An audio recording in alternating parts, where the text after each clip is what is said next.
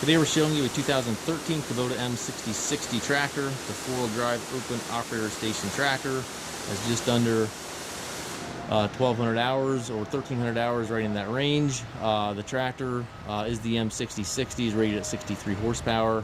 It's a nice clean unit, paint's in nice shape. The tires are in good shape on the tractor. Does have the canopy top on it.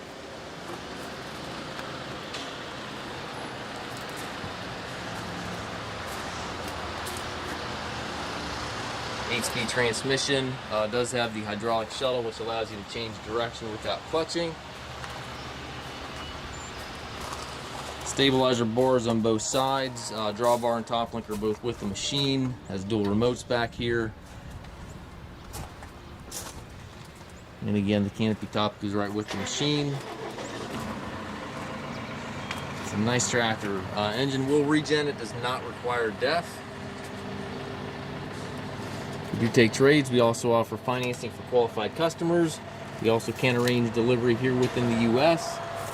If you have any questions regarding this tractor or any of our other used tractors, please contact us at masttractor.com.